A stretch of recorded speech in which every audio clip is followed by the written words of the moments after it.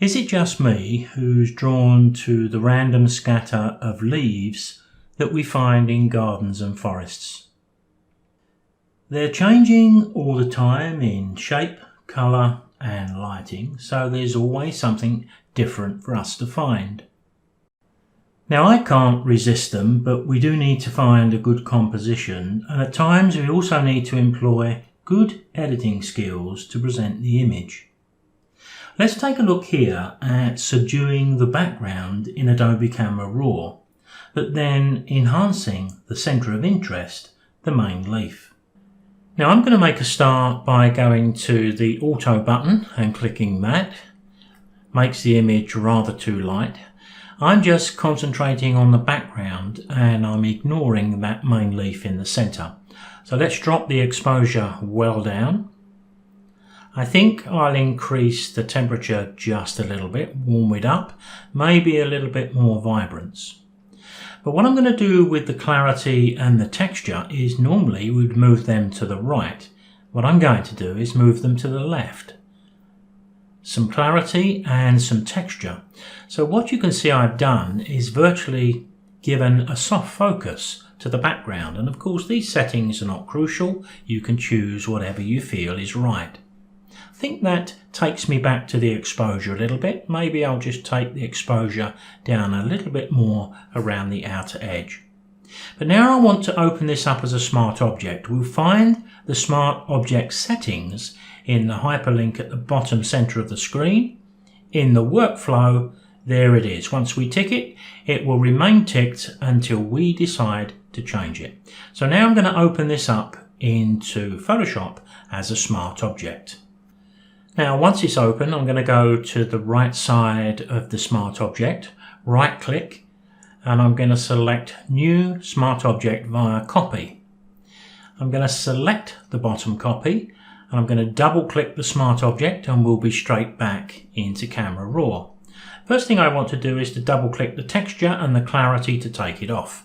Because here I want to do the reverse. I'm just concentrating on that main leaf in the center. So here, because of the shapes and the texture in the vein leaf, I'm going to step up the clarity.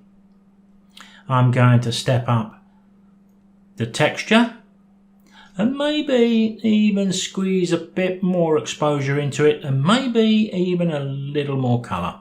All these slight changes are to taste and I'll OK that. So now I've got two layers. I've got the top layer, which is my background, and the layer beneath is the leaf I want to show. What I need to do now is to select that leaf and mask it. Selecting the top layer, which is the soft layer, I'm going to go to my Select menu, ask Photoshop to select the subject for me.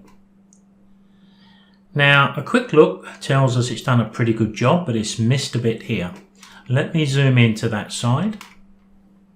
We can remove that selection quite easily. I'm going to pick up my polygonal lasso tool from the toolbox and I'm going to use this option, which is subtract from a selection. See a little minus?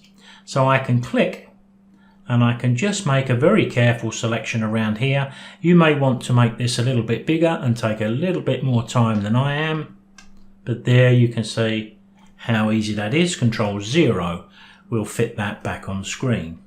Now we probably don't need any softness in the edge of that selection, but if we added a pixel, I don't think it's going to do any harm either. So I'm going to go to Select and Mask. I'm going to overtype this value. It's very, very large here. So I'm just going to put 1 in there and I'm going to output this back to my selection. Because now I'm going to add a layer mask. Now the layer mask is made the outer edge sharp and the leaf soft. All I need to do with my mask is to hit Control I to invert it. So what I've got now is a soft edge of the top layer showing all around the center leaf. There's the mask allowing the sharp leaf from beneath to show through, but not the outer leaves. Now what we have in the layers here are two independent smart objects. So I have the ability to double click any one. So if I wanted to darken the leaves in the background a little more, or change the colour, or do any editing at all, double click. I can have this back open in Adobe Camera Raw, pick up where I left off. I could make the exposure less if I required it, and I can do this as many times as I like until I'm happy with my result. And I can do exactly the same with the leaf on top. If I felt it needed even more exposure, I can experiment as much as I like. And of course, if we save this as a Photoshop file, we can come back and make these adjustments another day. Flatten the image to finish, and we've made the central subject stand out from the background.